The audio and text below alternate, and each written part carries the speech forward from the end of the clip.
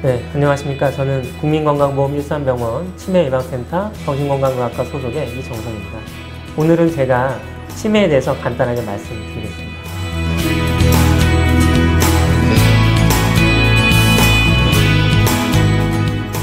우선 치매라는 병은 원래 정상적인 인지기능을 갖고 있던 사람이 여러 가지 원인에 의해서 뇌에 문제가 생기면서 그 인지기능이 떨어지는 병입니다. 근데 치매는 어떤 하나의 병을 말하는 것은 아니고요.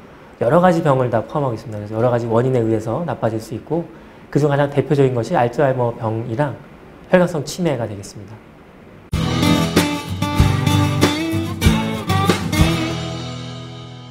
그러니까 가장 많은 것이 알츠하이머 병이고요. 그게 한 50% 정도를 차지하고 알츠하이머 병은 처음에는 이제 기억력이 떨어져서 최근의 일들이 자꾸 기억이 안 나고 말할 때 단어가 생각이 안 나서 뭐 이것저것 이렇게 하게 되는 증상이 나타나다가 좀 진행이 되면 이제 방향 감각도 흐트러지고 판단력에도 손상이 오고 그럴 수 있습니다. 근데 아주 많이 말기까지 진행이 되게 되면 사람이 언어를 기능도 전혀 소실이 돼서 말도 못하고 대소변도 가리지 못하고 그런 정도까지 진행이 되죠.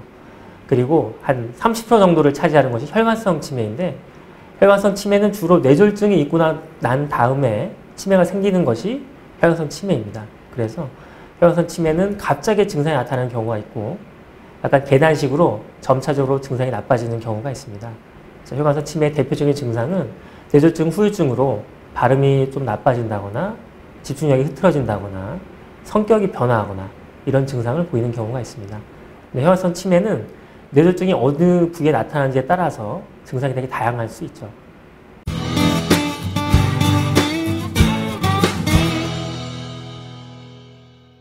사실 치매의 한 15% 정도는 완치가 가능한 경우가 있습니다. 그래서 흔히 아는 뭐 갑상선 기능 저하증이나 같은 내분비 질환 그리고 또 영양소 결핍이 있다거나 그런 경우에는 나중에 그 원인 질환을 치료하면 완전 이전의 인지기능으로 다시 정상으로 돌아가는 경우가 있습니다. 근데 사실 대부분 우리가 알고 있는 알츠하이머 병이나 혈관성 치매 같은 경우는 어떤 이전 인지기능으로 돌아가기는 어렵고요. 약물 치료를 하거나 하면 현재 증상을 조금 완화를 시키고 계속 나빠지는 어떤 증상을 조금은 늦춰주는 그런 역할을 할 수가 있습니다.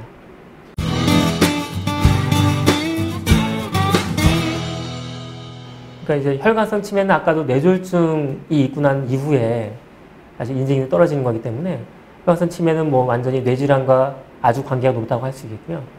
사실 알츠하이머 병이라고 하더라도 어느 정도의 뇌혈관의 문제는 갖고 있습니다. 그래서 치매 자체가 아주 뇌 질환과 큰 영향을 갖고 있다 이렇게 생각할 수 있습니다.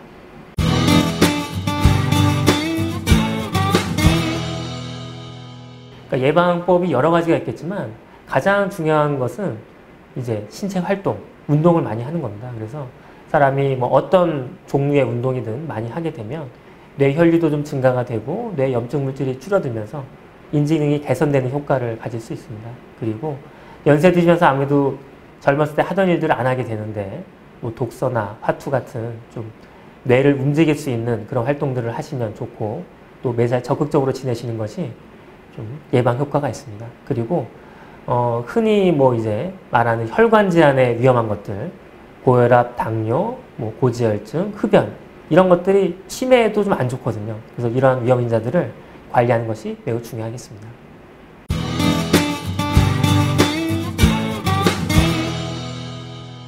네, 치매라고 하면 대부분 아주 경과가 안 좋고 끔찍한 병을 생각하기 쉬운데 사실 좀 미리 알고 조기에 진단을 받고 초기 치료를 미리 좀 시작을 한다면 좀 아주 나쁜 결과가 일찍 오는 걸 좀 막을 수 있습니다. 그래서 사실 뭐 완치가 아주 쉽게 되는 병은 아니지만 어떤 어르신들 노년의 어떤 삶의 질을 생각했을 때 조기 진단, 조기 치료가 매우 중요한 병이라고 할 수 있겠습니다.